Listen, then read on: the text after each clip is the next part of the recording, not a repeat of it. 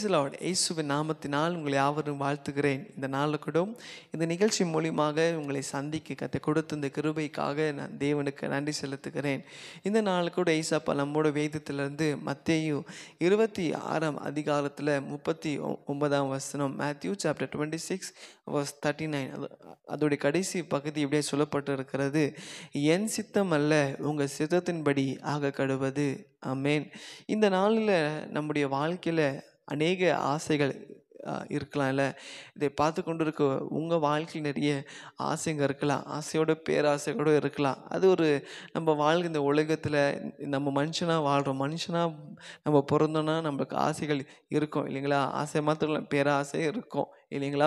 இதை பார்த்து கொண்டு இருக்க உங்கள் வாழ்க்கையில் நிறைய ஆசைங்க இருக்கலாம். நான் இப்படி தான் வாழணும், இந்த காரில் தான் போகணும், இந்த இடத்துல தான் நான் இருக்கணும், இந்த ஆஃபீஸில் தான் நான் ஒர்க் பண்ணணும், இவங்கள தான் நான் கல்யாணம் பண்ணிக்கணும், இது நான் இங்கே தான் நான் இப்படி தான் ஆடம்பரமாக வாழணும் அப்படின்னு சொல்லி நிறைய ஆசைங்க நமக்குள்ளே இருக்கலாம். ஆனால் இந்த வார்த்தை மூலியமாக ஏசப்பா நம்மோட பேசுகிறாரு, என் அன்பு மகனே, என் அன்பு மகனே, உங்கள் சித்தம் இல்லை தெய்வ சித்தத்துக்கு ஒப்பு கொடுங்க. ஆமென். ஒருவேளை இது வரைக்கும் நீங்கள் உங்கள் ஆசை போல், உங்கள் விருப்பத்தை போல், உங்கள் இஷ்டத்துக்கு நீங்கள் வாழ்ந்து கொண்டு இருக்கலாம், இல்லை உங்கள் இஷ்டத்துக்கு நீங்கள் டிசிஷனில் எடுத்துருக்கலாம். ஆனால் தேவ சித்தத்துக்கு நீங்கள் ஒப்பு கொடுங்களே, கர்த்தர் உங்களை ஆசீர்வதிப்பார். நீங்கள் செய்கிறதான ஒவ்வொரு காரியத்தில் நீங்கள் எங்கே போகணும், தெய்வ சித்தத்துக்கு ஒப்பு கொடுங்க. ஏசப்பாட்டு கேளுங்க, ஏசப்பா அங்கே போகலாமா? ஏசப்பா உங்களோட நிச்சயமாய் பேசுவார். ஒரு வீடு வாங்குறீங்களா, தெய்வ சித்தத்துக்கு அதை ஒப்பு கொடுங்க. ஒரு சைட் வாங்குறீங்களா, தெய்வ சித்தத்துக்கு அதை ஒப்பு கொடுங்க. இல்லை ஒரு வண்டி, இல்லை ஒரு கார் வாங்குறீங்களா, தெய்வ சித்தத்துக்கு அதை ஒப்பு கொடுங்க. இல்லை உங்கள் திருமண காரியமாக தெய்வ சித்தத்துக்கு அதை ஒப்பு கொடுங்க. அது எதே காரியம் இருந்தாலும் சரி, ஒரு ஆஃபீஸில் ஒரு வேலை விஷயமா போகிறீங்களா, தெய்வ சித்தத்துக்கு ஒப்பு கொடுங்க.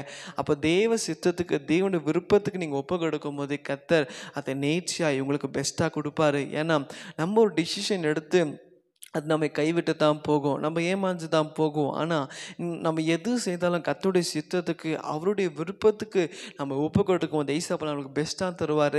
நம்மளுடைய லைஃப் ஹாப்பியாக நம்ம வாழலாம். ஒப்பு கொடுக்குறீங்களா?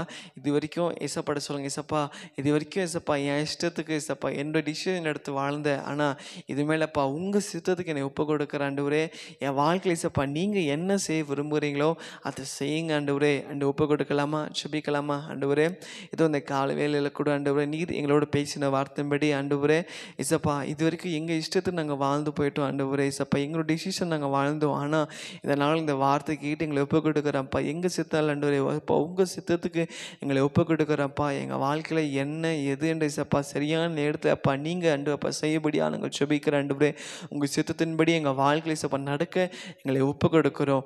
நாம மாற்றம் ஏற்படட்டும் இயேசுவின் நாமத்தில் பிதாவே. ஆமென், ஆமென். God bless you.